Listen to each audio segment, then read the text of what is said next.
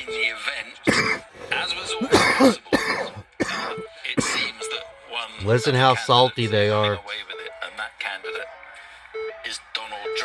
Trump. Yeah, I mean, you'd have to ask the question about the margin of error that these pollsters talked about. And these dumbocrats are so salty. In 2016, where they got it fundamentally wrong.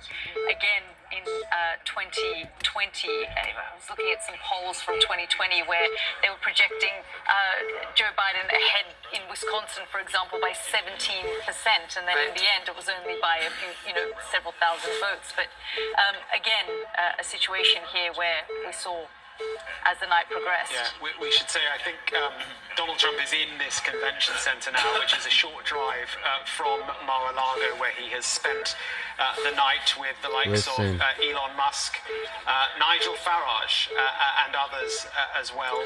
He's made that drive to the convention center. I imagine he was waiting for some more data to come in from Pennsylvania, which, as we can see, it has done now. And for Fox News, he's had an on-off relationship with Fox News over the years, waiting, I'm sure, for that, for them to declare, as they have done, the only network at the moment to have done so.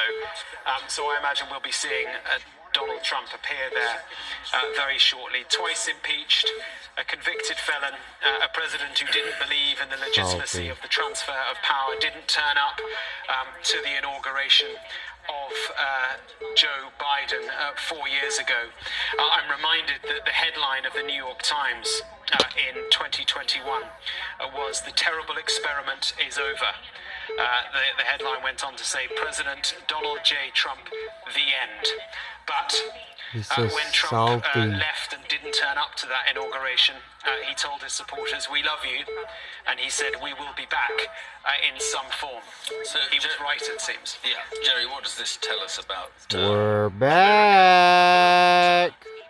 Donald Trump and about what we're possibly going to see in the next 4 years? It will be interesting to see. Look, America has been. We can afford life again, y'all. In the last 10 years, but you can go back to the 2000 election. The country briefly came together. That extreme leftist shit is gone, done, over with. Changed that too. It's been a polarized country. Barack Obama was able to win 2 solid majorities, but still this sort of sense of 2 tribes really unable to come together. The real question, I think, here is whether or not this just goes on now. I mean, how big is this victory for Trump? Is he able somehow, and is the Republican Party able somehow to kind of cement this, and instead of, try to move the country beyond this kind of, low-grade civil war that we've had really for the last 10 years? It's probably unlikely. It's not in his personality. It's not his character. If he pursues an approach of retribution, which he seems only the second person to ever do it twice. That won't change. But that way, anyway. He does have an opportunity here if he wants to take it to seize on this. I think Kamala Harris will concede tomorrow. President will presumably be as Donald as he can possibly J. be. Trump. Quick transition process. Which one good thing about resolving this is there's a lot that needs to be done, and it's good to have a transition process. We hit 277. If Trump wants to use this as an opportunity to really both to cement the Republican victory and the Republican advantage that they clearly have for all these reasons we've talked about, these demographic reasons and others, and also perhaps to try to genuinely move the country forward, then I think he does have that opportunity. Again, the question is whether he has it in his personality.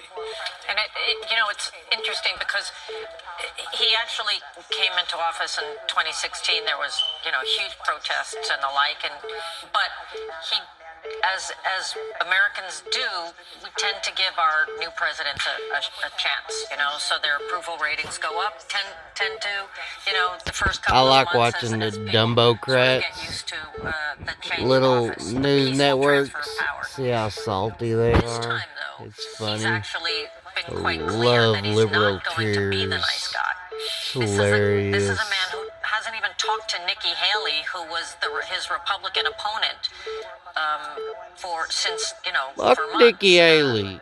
So he had no interest in realigning the Republican Party. It doesn't really feel like he has much interest in realigning the country. And it just seems that there's make America great again, damn it.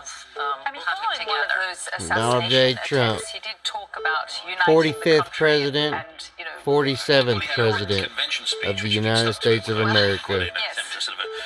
We're back. I do think, though, I agree, I'm sure Hillary's right, but I think there is also, I think the shocks of the Democratic Party from tonight is going to be pretty significant. I think the people. I'll put out another video of the speech. It's taken forever. Again, it would be very